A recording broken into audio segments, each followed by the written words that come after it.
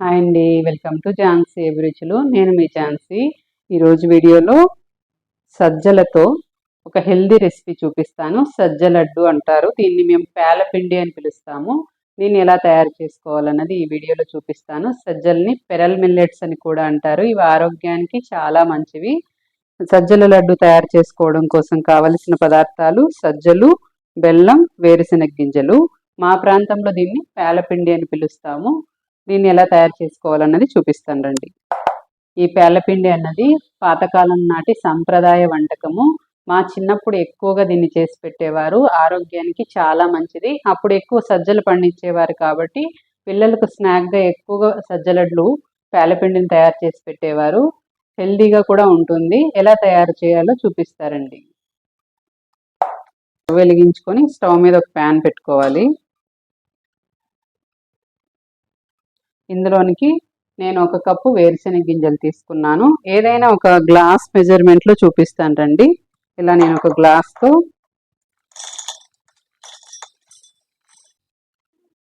ఒక 1/2 గ్లాసు వేరుశెనగ గింజలు తీసుకున్నాను. వీటిని ప్యాన్లోనికి వేసుకొని వేయించుకోవాలి.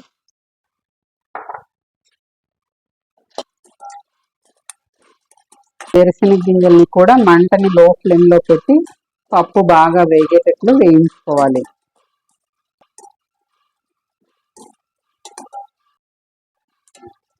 వేరుశెనగ గింజల్ని ఈ విధంగా బాగా వేయించుకున్న తర్వాత వీటిని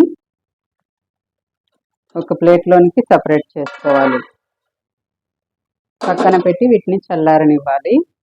తర్వాత ఇందులోనికి సజ్జల్ని కూడా వేయించుకోవాలి. ఇక్కడ నేను ఏ గ్లాస్తో అయితే వేరుశెనగ గింజలు తీసుకున్నానో అదే గ్లాస్తో ఒక 2 గ్లాసుల సజ్జల్ని తీసుకుంటున్నాను.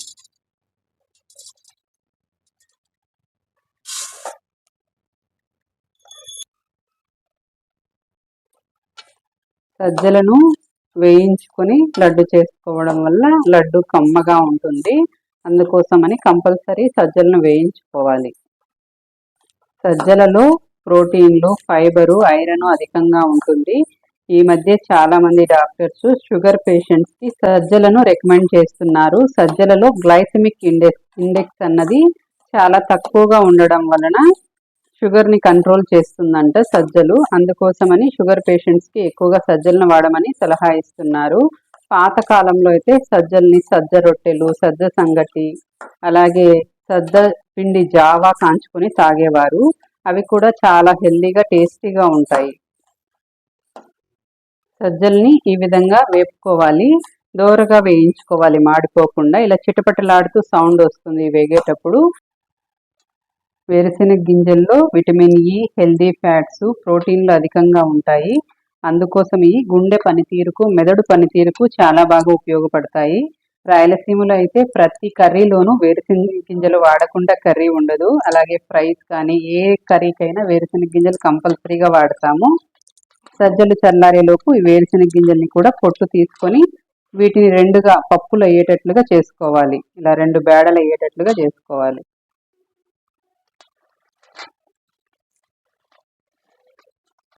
గింజల్ని పొట్టు తీసుకొని పక్కన పెట్టుకున్నాను. ఈ లోపుగా సజ్జలు చల్లారిపోయాయి. సజ్జల్ని మిక్సీ జార్లోనికి వేసుకొని గ్రైండ్ చేసుకోవాలి. పేలపిండి ఎక్కువగా తయారు చేసుకునేకైతే మిల్లుకి ఇచ్చి ఆడించుకోవచ్చు. నేను కొద్దిగా చేస్తున్నాను కాబట్టి మిక్సీ జార్లోనికి వేసుకొని గ్రైండ్ చేసుకుంటాను.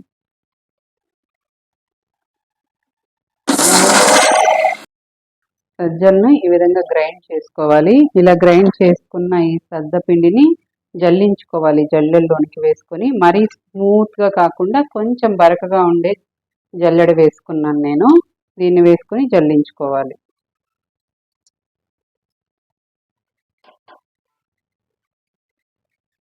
జల్లించుకున్న తర్వాత ఇలా నలగకుండా పలుకులు ఉంటుంది కదా, దాన్ని మళ్ళీ మిక్సీ జార్లోనికి వేసుకొని అలాగే మిగిలి ఉన్న సజ్జలను కూడా వేసుకొని గ్రైండ్ చేసుకోవాలి.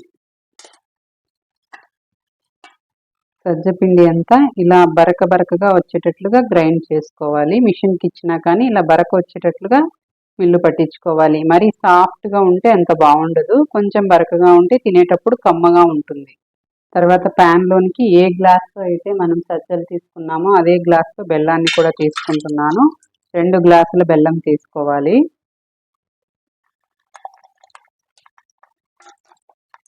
నేను ఆల్రెడీ మెజర్ చేసి పెట్టుకున్నాను. 2 గ్లాసులు ఉంది బెల్లాన్ని వేసుకోవాలి. బెల్లంలో ఐరన్ అధికంగా ఉంటుంది కాబట్టి రక్తహీనతను తగ్గిస్తుంది. అలాగే హిమోగ్లోబిన్ స్థాయిని పెంచుతుంది. మలబద్ధకానికి చాలా మంచిది. బెల్లాన్ని యూస్ చేయడం వల్ల రక్తహీనత ఉన్న వారికి బెల్లం బాగా ఉపయోగపడుతుంది. స్టవ్ వెలిగించుకొని స్టవ్ మీద ప్యాన్ పెట్టుకుని కొద్దిగా వాటర్ని యాడ్ చేసుకోవాలి. వాటర్ మరీ ఎక్కువ ఏం వేయనవసరం లేదు, కొద్దిగా వేసుకోవాలి.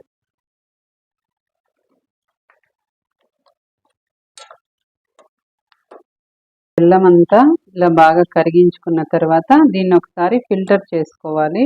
బెల్లంలో సన్నటి ఇసుక నలుకలు లాంటివి ఉంటాయి, అందుకోసమని నేను ఫిల్టర్ చేస్తున్నాను. ఒక స్ట్రైనర్ తీసుకొని అందులోనికి వేసుకొని బెల్లాన్ని ఫిల్టర్ చేసుకోవాలి. తిరిగి స్టవ్ వెలిగించుకొని ప్యాన్ పెట్టుకొని అందులోనికి వడపోసుకున్న ఈ బెల్లం సిరప్ని వేసుకోవాలి.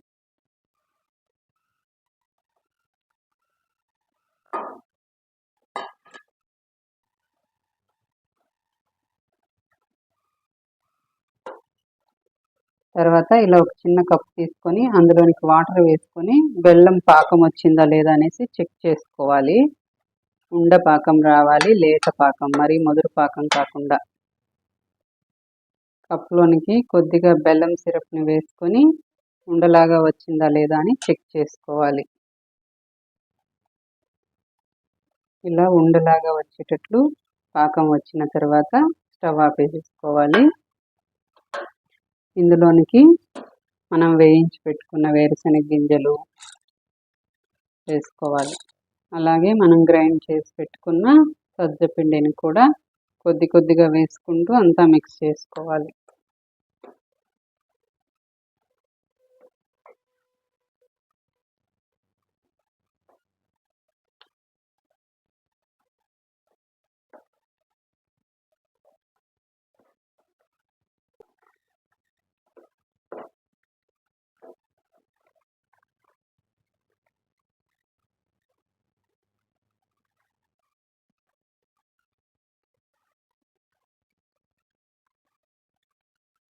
ఈ విధంగా వేరుశనగ గింజలు సద్దపిండిని అంతా బెల్లం పాకంలోనికి వేసుకొని అంతా మిక్స్ అయ్యేలాగా ఇలా కలుపుకోవాలి.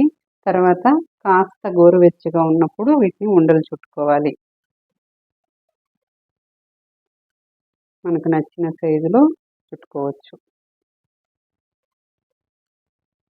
ఇలా సజ్జపిండిని ఉండలు చుట్టుకోవాలి. మరీ చల్లారిపోనీయకుండా గోరువెచ్చగా ఉన్నప్పుడే ఉండలను చేసుకోవాలి. మరి చల్లారిపోతే కాస్త వేడి చేసుకుంటే మళ్ళీ లూజ్ అవుతుంది, తర్వాత మళ్ళీ ఉండలు చుట్టుకోవచ్చు. ఇలా పాతకాలం నాటి సాంప్రదాయ వంటకాన్ని అందరూ తయారు చేసుకోవాలి. హెల్తీగా ఉంటుంది. పిల్లలకైతే డైలీ ఒకటి స్నాక్స్గా పెట్టవచ్చు. ఈ విధంగా మీరు కూడా ఒకసారి ట్రై చేసి చూడండి. చాలా టేస్టీగా, చాలా హెల్తీగా ఉంటాయి. నా వీడియో మీకు నచ్చినట్లయితే లైక్ చేయండి, షేర్ చేయండి, సబ్స్క్రైబ్ చేసుకోండి. Thanks for watching.